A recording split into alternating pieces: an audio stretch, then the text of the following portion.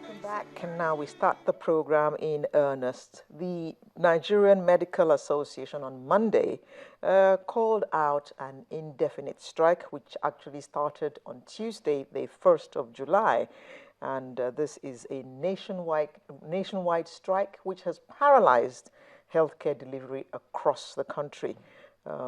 Patients have had to discharge themselves, and, they were seen being turned back at hospitals across the nation. The president addressed a press conference, the president of the NMA, that is Dr. Kayode Obembe, addressed the press and spoke of failure of the federal government to address their demands, and that said that the strike was imperative. We were expecting Dr. Kayode Obembe here this morning, and he had given his word that he would be here, but we got a call from him this morning that due to other assignments he had to pursue as the president of the NMA, he is unable to turn up. However, we have a knowledgeable panel with us in the studio. We have Mr. Segun Shotiloye, who is a physiotherapist and chairman, NUAP, which is NUAHP, at the UCH Ibadan. NUAHP standing for Nigerian Union of Allied Health Professionals. Allied Health Professionals. Beside him is Mr. Lumide Akintayo, who is President, Pharmaceutical Society of Nigeria. Good morning. Good morning, and good morning to our viewers. And we have a social commentator on my left, Ugo Ugoke, our runaway commentator. Welcome back. Good morning, and good morning, viewers. Let me begin with Ugo. You are a neutral person. These are all allied, all medical people. Now, some have said that those in the medical profession should not be seen going on strike because of the nature of the work that they do. They are lifesavers, and they feel that this is a profession that you absolutely have to have a calling for. It's not anybody who can be a doctor. You have a calling for this thing, and it's like you are after God. It's you. That's what it seems like to many people. So they have no right to go on strike. There are many ways to look at it, depending on who is looking at it. If you look at it from the point of view of the average man on the street out there who is suffering each time the doctors go on strike, there will be no justification for the doctors to go on strike. If you look at it from the angle of maybe the doctors themselves who have one, grouse or the other, you actually need to be in their position to see what they are saying. Mm-hmm. If you look at it from that angle, I think you would probably begin to say, okay, maybe they need to, maybe not go on strike. Maybe find an alternative way of, pressing for government or who the employers are to be able to, mm-hmm. Achieve whatever they want to achieve without necessarily, punishing the man on the street there. Because if you look at it, I was just asking myself, in all of this, there are many people who are stakeholders. The allied professionals, the pharmacists, the doctors, the man on the street, government. All of us are stakeholders in this matter. But in all, who is at the receiving end? The man on the street. Mm-hmm. Government has absolutely nothing to lose in the reasons of it, because they all fly abroad for health, for healthcare and all of that. So if the health system in Nigeria grinds to a halt, to hell with it. So the government has absolutely nothing to lose. The health practitioners, somehow they will get by. That's the truth. Somehow they will get by. There are private clinics, there are days if the government hospitals don't buy your drugs, private hospitals will buy your drugs. People will buy your drugs. Some level of self-medication, especially for OTC and all of that. So those who are health practitioners really don't have so much to lose, but the man on the street has everything to lose. And nobody has factored him in this whole discussion. And by extension, the nation. The nation. And if you take it, let me bring this to the fore.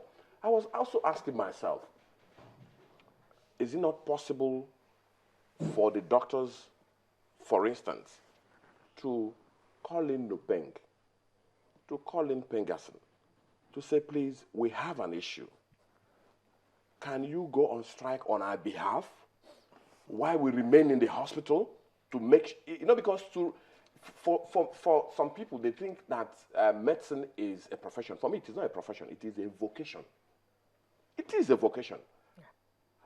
I'm not discounting whatever their grouses may be. But imagine, for instance, they said we have an issue with government, and we will get to the end of it. Negotiation has failed us. Government is not responding, but we want to press the fact that we have a point. We bring in Pengasson, bring in Nupeng, remain in the hospital. Don't shut the hospital down. Anybody who is sick receives treatment. And I am sure if Nupeng or Pengasson, you know what I mean, rolls out the drum of war today, in 2 days the nation will be grounded to a halt. And nobody will blame the doctors. Government will listen within 24 hours, I promise you. Okay. Government will listen. Thanks. Okay. Let me ask Mr. Olumide here. Olumide Akintayo. Now, you're a pharmacist, president of Pharmaceutical Association of Nigeria. Society of Nigeria. Pharmaceutical Society of Nigeria. Yeah. You work in the areas of health, in the health sector, as they call it. What's your thought about this strike action? Well, in order that this discourse be very impactful, especially to consumers of health in this country, because these are very interesting times. And we all are. Yeah, in the life of our nation. I think we need to take off really with some form of situational analysis. What is the status quo in the health sector? What drives this entropy, this perennial state of entropy in the health sector? And I think I'd like to present it to you. Today in Nigeria, there are 2 federal ministers in charge of the Federal Ministry of Health. The Minister for Health is a medical doctor. The Minister of State for Health is a medical doctor. This is unprecedented in the annals of the history of this country. It is the Jonathan, well, I think the Yar'Adua administration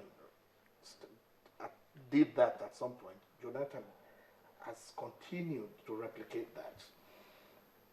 Now, at state level, because this is a product of the research and development team of the Pharmaceutical Society of Nigeria.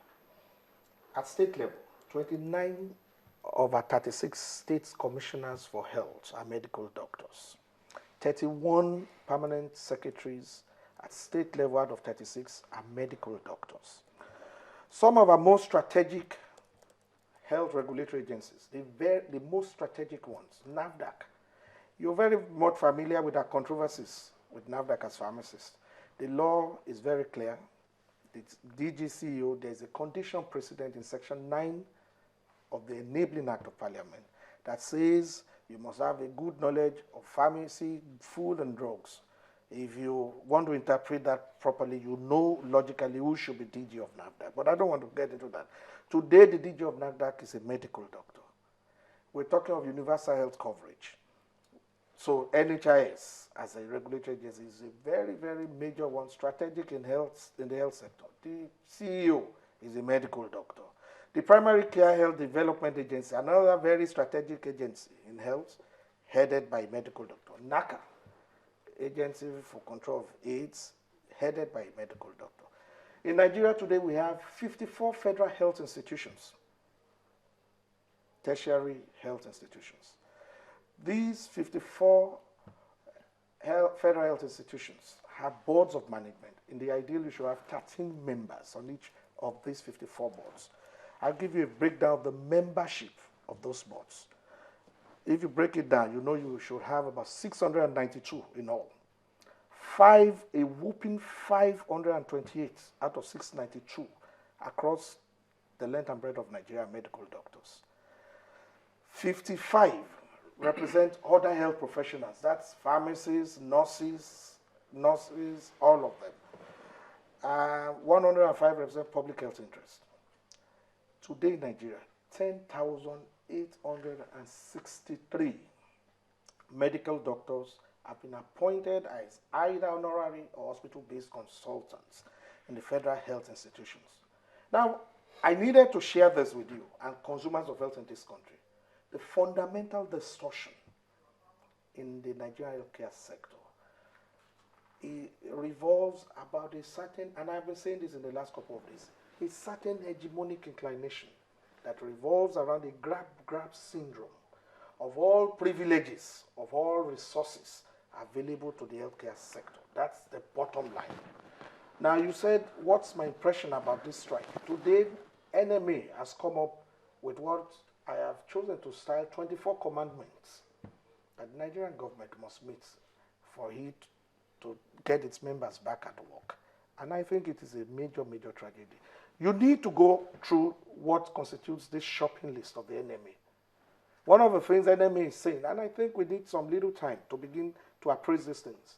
This is a democratic dispensation. NMA is telling the federal government of Nigeria, in fact, specifically, it's telling President Jonathan to proclaim, I'm using their words, proclaim the office of the Surgeon General of the Federation.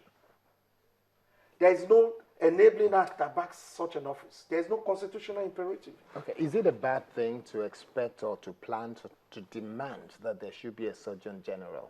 I do not want to even go into the merits of the merits. It's a yes or no. Is it a bad thing? It might not entirely be. Okay. But there are more serious issues to even evaluate. But then that's not the only one. You No, said there are that's right. 24 commandments. 24. I will just bring out some of the most salient ones. Okay. Surgeon General. You need either an act of parliament before a president can make an appointment, or it must flow from the constitution. Today, you know, there's an Accountant General of the Federation. It is based on the constitutional imperative. The office of the DG of NAFDAC. Through the National Assembly. So, there is no such thing. You say, and it is because there is a carryover of the military mentality when NMA had godfathers who were friends of military leaders. And so, they utilized these contacts.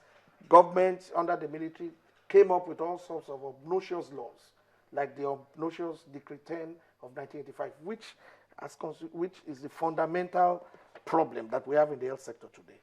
NMA says its member will not go back to work until there is a national health bill is passed. Graciously, that has been done today by Senate and the House of Reps in the last couple of days. Now, these things go through a process. If you have some measure of respect for consumers of health, if you have some respect for the office of the President of the Federal Republic of Nigeria, you will not continue to give this type of condition. I get the impression that you're not happy with the demands of the NMA. Because these demands are totally unreasonable and unjustifiable. How can a man tell you he's going on strike? We're both employers of an organization or of government. You ask government for things you want. You told government, I want my salary increased. Government has graciously increased your salary. And then your contemporaries in other professions also have made a demand on government. These are things we want. Government, in its wisdom, concedes it to them. And then you say you're going on strike. These other guys are not employees of the NMA. And people have to begin to come to terms with these realities in Nigeria. But sorry to interject again. When you have a situation where, according to Dr. Obembe during that press conference, the government has clearly stated that, yes, we agree to 1, 2, 3, 4 with you, and then they go back to Johesu, another of the health sector organization, and they agree something that completely contradicts what they have signed with NMA. You know, How does that work? I continue to say this. Government creates a lot of those problems. You know why? Government creates a ready incentive for the NMA in particular to go on strike. What is the NMA, the Nigerian Medical Association? The Nigerian Medical Association is a professional association, a professional body or umbrella body of medical doctors in Nigeria. Under the relevant labor laws in this country, under what platform